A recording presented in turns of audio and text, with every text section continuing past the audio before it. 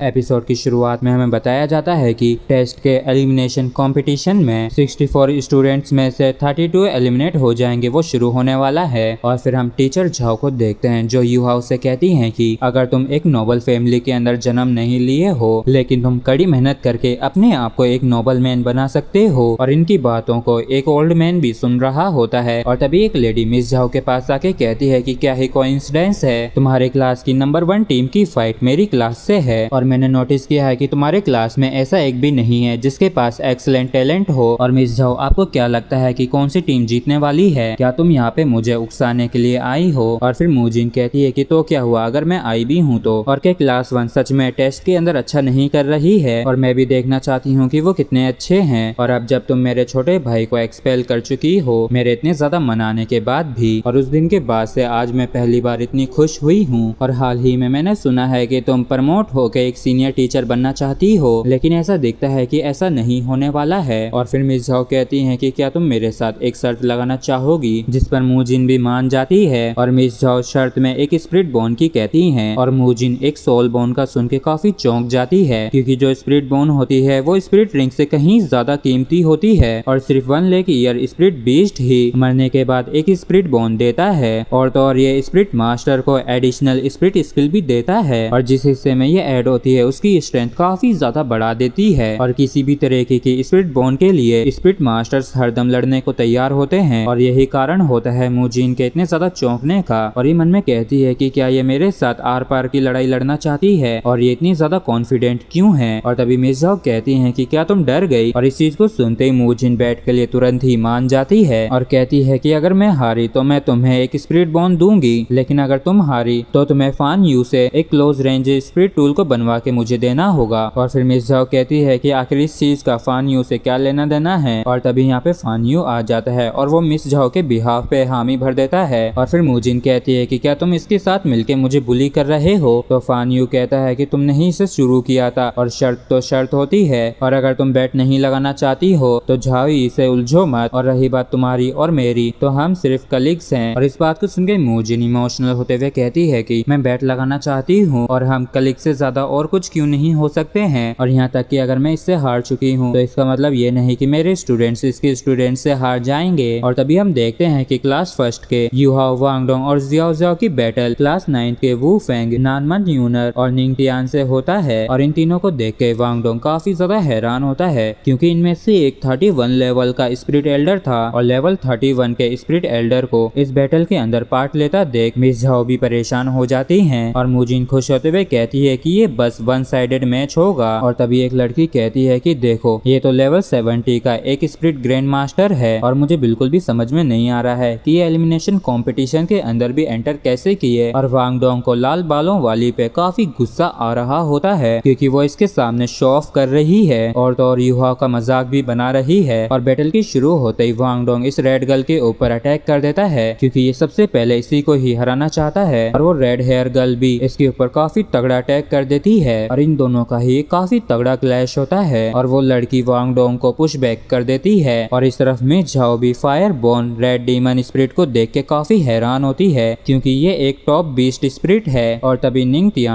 निंगटियान 7 treasure glazed tile pagoda का use करने लगता है। और जब मिस झाओ को पता चलता है कि ये लेवल 31 का जो स्पिरिट एल्डर है वो 9 treasure glazed tile pagoda clan से आया है, तो ये और भी ज्यादा परेशान हो जाती हैं। और मिस झाओ के एक्सप्रेशन को देख के मूजिन भी काफी खुश हो रही होती है। और इस तरफ निंगटियान 7 ट्रेजर्स के पहले स्पीड को यूज करती है और इस तरफ युहा इसके स्पिरिट पावर वेव को डिटेक्ट नहीं कर पाता है। इस वजह से इस लड़की का टूल स्पिरिट युहा को काफी इंप्रेसिव लगता है, क्योंकि ये स्पिरिट इसके मेंटल डिटेक्शन को ब्लॉक कर सकती है। और जब ग्रीन गर्ल अटैक कर रही होती है तो जियाओ उसके ऊपर कोल्ड्रॉन शॉक से अटैक कर देती है और युहा के मेंटल डिटेक्शन की वजह से वो लड़की इसके कोल्ड्रॉन से हिट हो जाती है, जिस वजह से उस हरी वाली लड़की का सिर घूमने लगता है। और तभी निंगटियान 7 ट्रेजर के सेकंड रेमेडी को यूज करता है, जिस वजह से वो ग्रीन लड़की बिल्कुल ठीक हो जाती है और ये कहती है कि तुम्हारा धन्यवाद मेरी मदद करने के लिए और अगली बार मैं पक्का कामयाब होंगी। और निंगटियान मन में कहता है कि उस लड़की के पास उसकी स्पिरिट स्किल को यूज करने की परफेक्ट टाइमिंग है और वो वाकई में एक्स्ट्रा ऑर्डिनरी है। और इस तरफ रेड हेयर गर्ल का दिमाग खराब होने लगता है, क्योंकि वांगडोंग इसके हर एक मूव को पकड़ पा रहा होता है और इसलिए इसे ऐसा लगता है कि जैसे ये इसका दिमाग पढ़ रहा है। और ये लड़की वांगडोंग से किसी भी तरीके से बच नहीं पा रही होती है और इस तरफ मूजिन का मुंह तरावा होता है और इसे बिल्कुल भी समझ में नहीं आ रहा होता है कि वहाँ पे क्या हो रहा है। और ये कहती है कि साफ साफ दिखता है कि स्ट्रेंथ के मामले में ये उनसे कहीं ज्यादा सुपीरियर है। और तो और 7 ट्रेजर ग्लेज स्टाइल पगोडा ने इनकी पावर को एनहेंस कर रखा है, इसलिए ये तीनों अभी कम से कम स्पिरिट एल्डर होंगे। तो फिर ये लोग अपने इतने कमजोर अपोनेंट को सप्रेस क्यों नहीं कर पा रहे हैं। और इस तरफ फान यू खुश होते हुए मन में कहता है कि ये पक्का उसकी वजह से ही होगा जिसके पास सिर्फ एक 10 ईयर स्पिरिट रिंग ही है। और सिचुएशन को देखते हुए निंगटियान मन में कहता है कि कुछ तो गड़बड़ है, क्योंकि साफ साफ दिखता है कि ये दोनों ही अपने अपने अपोनेंट्स को आसानी से हरा सकते हैं, लेकिन ये अपने अपोनेंट के द्वारा डेडलॉक में फंसे हुए हैं और ये दोनों ही परेशानी में आ गए हैं। और ये अभी की सिचुएशन किस वजह से हो रही है, और यही सवाल मुझे अब भी सता रहा है। और तभी इसका ध्यान युहा के ऊपर जाता है और इसे समझ में आ जाता है कि ये सब कुछ करा धरा इसी का ही है। और इसे समझ में नहीं आता है कि जिस बंदे के पास 10 ईयर स्पिरिट रिंग है वो शेरेक एकेडमी के अंदर कैसे एंटर कर सका। और जब ये युहा की स्पिरिट रिंग को ग्लो करते हुए देखता है तो इसे पता चल जाता है कि ये पक्का किसी तरीके की स्पिरिट स्किल को यूज कर रहा है। तभी इसे याद आ जाता है कि ये एक कंट्रोल टाइप स्पिरिट मास्टर है। जिसके बाद ये यूनर को युहा के ऊपर अटैक करने के लिए कहता है। तो ये ग्रीन गर्ल सबसे पहले वांग डोंग को रास्ते से हटाने के लिए उसके ऊपर अटैक कर देती है और वांग डोंग भी इसे अपनी तरफ आते हुए देखता है। और इन दोनों के इतने ज्यादा फास्ट मूव करने की वजह से इसके पास टाइम नहीं होता है डिफेंसिव मूव को यूज करने का। लेकिन तभी अचानक से इन दोनों ही लड़कियों की स्पीड स्लो हो जाती है और जियाओ की स्पीड को चेंज होता देख सभी के काफी तगड़े वाले होश उड़ जाते हैं। और निंगटियान को विश्वास नहीं होता है कि जियाओ के पास